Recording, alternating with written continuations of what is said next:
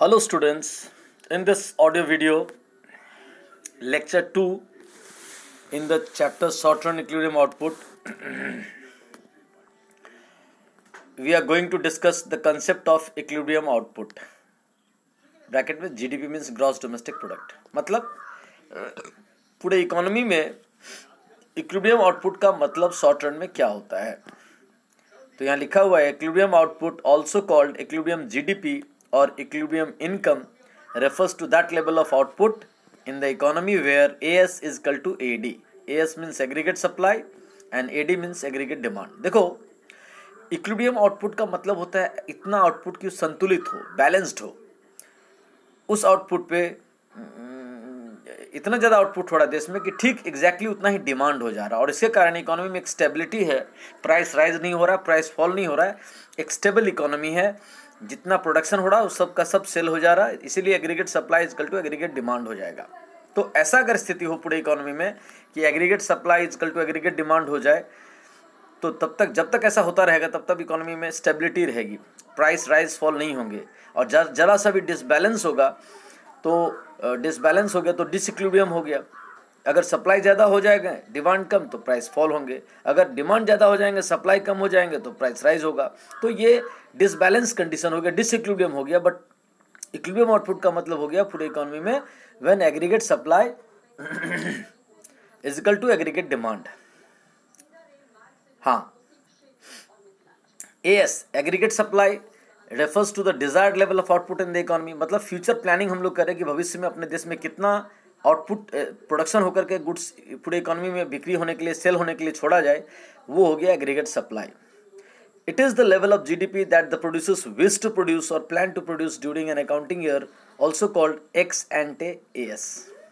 मतलब aggregate supply GDP का वो लेवल है आउटपुट का जो प्रोड्यूसर्स पहले से प्लानिंग करते हैं कि फ्यूचर में हम कितना प्रोड्यूस करेंगे और बिक्री होने के लिए उस पूरे साल में इकोनॉमी में अवेलेबल कराएंगे आने वाले साल में. उसका एक प्री प्लानिंग को कहा जाता है एग्रीगेट सप्लाई.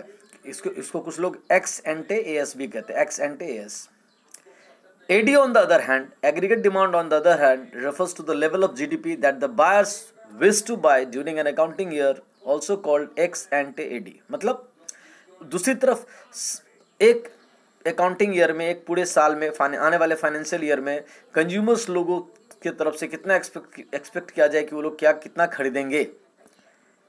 तो उनका जो फ्यूचर प्लानिंग कर रहे हैं कि वो लोग इतना सामान खरीद लेंगे, that is called aggregate demand. यानी समय से पहले उसके बारे में सोचना, प्लानिंग करना कि कितना डिमांड करेंगे पूरे देश के कंज्यूमर्स, तो उसको कहा जाएगा AD और एक्स एंटे AD. तो दो पक्ष हो गए, एक हो गया एक्स एंटे AS, एक हो गया एक्स एंटे AD.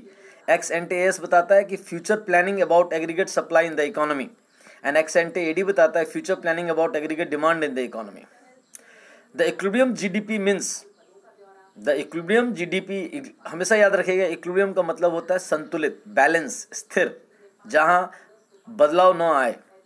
तो the equilibrium GDP means that level of GDP where what the producers wish to produce or plan to produce is exactly equal to what the buyers wish to buy or plan to buy during an accounting year. हाँ, देखिए बोला कि ये equilibrium GDP future के लिए हम जो planning कर रहे हैं उसका मतलब हुआ कि आने वाले अकाउंटिंग ईयर में, साल में, ठीक एग्जैक्टली जितना हम लोग एग्रीगेट सप्लाई सोच रहे हैं, एक्स एंटे AS सोच रहे हैं, ठीक उतना ही एग्जैक्टली AD होगा, एक्स एंटे AD होगा.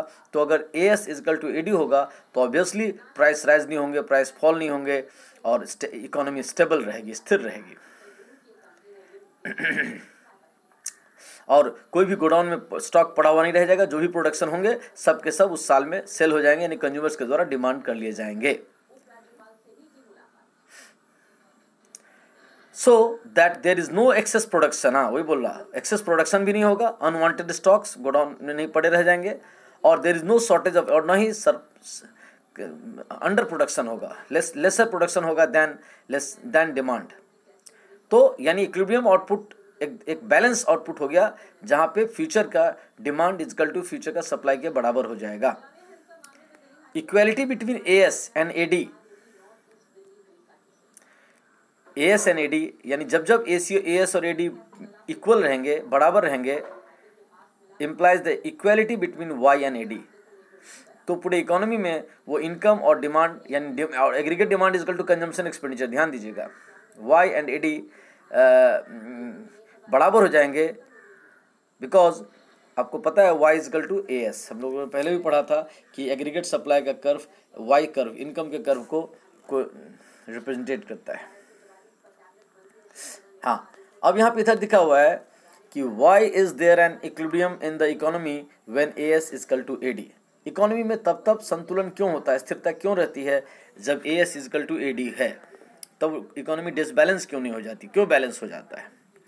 Because in such a situation intended production in the economy is equal to intended purchase in the economy. बोल रहा कि शॉर्ट टर्म में भी A S is equal to equilibrium होने पर A S is equal to A D होता है, या A S is equal to A D जब होता है तब इक्विलिब्रियम होता है, इकोनॉमी स्टेबल होती है, क्योंकि planned purchase is equal to planned supply होता है, planned production is equal to planned demand होता है। The producers do not suffer the burden of unwanted supplies और अनसोल्ड स्टॉक्स। हाँ, और ये जो प्लानिंग कर रहे हैं कि फ्यूचर में जितना डिमांड होगा उसी के हिसाब से अगर आउटपुट होगा, तो इसका मतलब हो गया कि प्रोड्यूसर्स के पास या न तो एक्सेस आउटपुट गोडाउन में रह गया जो अनसोल्ड रह गया, या फिर कम स्टॉक नहीं रहा जो कि नहीं भी और ज़्यादा प्रोडक्शन करना चाहिए था, इस बात का पछतावा भी नहीं रहा, एग्जैक्टली उतना ही आउटपुट हुआ जितना सेल होना चाहिए। दूसरा, the loss of unfulfilled demand. हाँ, अगर मान लीजिए कम प्रोडक्शन करते तो फिर बहुत सारे कंज्यूमर्स लौट के चले जाते, यानी कि एग्रीगेट सप्लाई लेसर है एग्रीगेट डिमांड से, ऐसा भी स्थिति नहीं है।